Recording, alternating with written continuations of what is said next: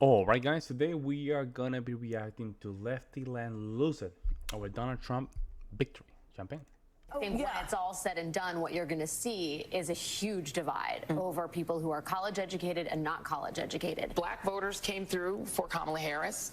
White women voters did not. Pure Project 2025 in miniature in Florida. And that kind of extreme, sort of extremist right-wing fascist type government in Florida, does that make it a more attractive place? Thinking about the people who are not a part of anybody's elite, who are hurting tonight. There are African-American women who know a little bit about being talked down to, who know a little bit about having their economic dreams crushed, who try to dream a big dream. Van Jong is so cringy, my goodness. His level of cringy is go over 9,000. He's so cringy, man. I'm telling you, folks. He is so cringy. My God. Over the past couple of months. And tonight they're trading in a lot of hope for a lot of hurt. Mm-hmm. And that may be true, certainly for African American women. The idea that there was on the verge of a potential first female presidency and a first female president of colour, I get it, okay? And what I'm saying is not about those people. But the reality is that in many ways, the people who they turn to for information have lied to them about the chances of what was happening in this election. The New York Times polls that we've talked about, day in and day out, when you actually dug into the detail, 80% of people had made their decision about what they were going to do in the American election months ago. So it didn't matter what happened with the comedian at Madison Square Garden. It didn't matter necessarily whether Trump had a good day on the trail or a bad day on the trail. They had made their choice. And they had made their choice because the government that they hired to replace Donald Trump did not deliver for them.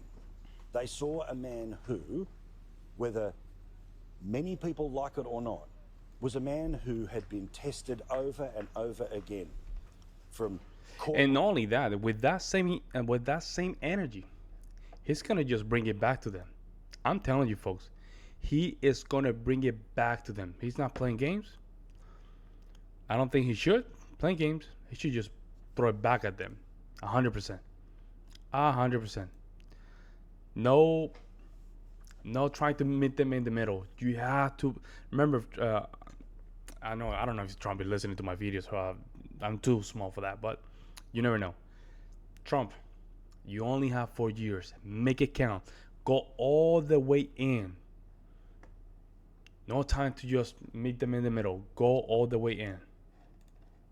Room to the media not even treating his candidacy as one that deserved to be listened to about what he was promising. Like every day, and I've been diving deep into this for months, every day he would make an announcement about, say, no tax on Social Security.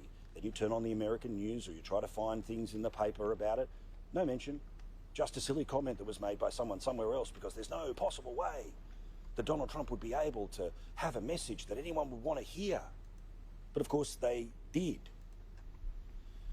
As for Trump, when he eventually took the stage, I think the best part of 2 o'clock in the morning, he took to the stage and he got rid of the teleprompter. He was surrounded by his family, who he loves the most, and of course the supporters who built a coalition around him that I'm going to talk about a bit tonight. Because when the left wins, they talk about how clever everyone was, and when the right wins, they think that there's some sort of, aberration or cheat or a mistake that's been made.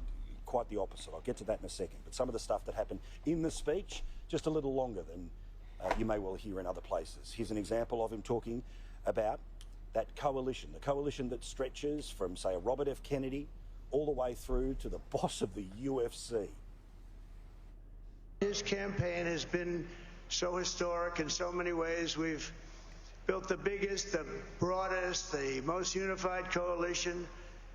They've never seen anything like it in all of American history. It's crazy. It's crazy, man. The Van Jones, man, he's such a pansy.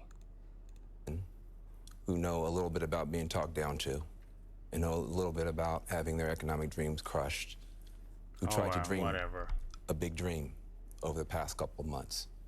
And tonight they're trading in a lot of hope for a lot of hurt.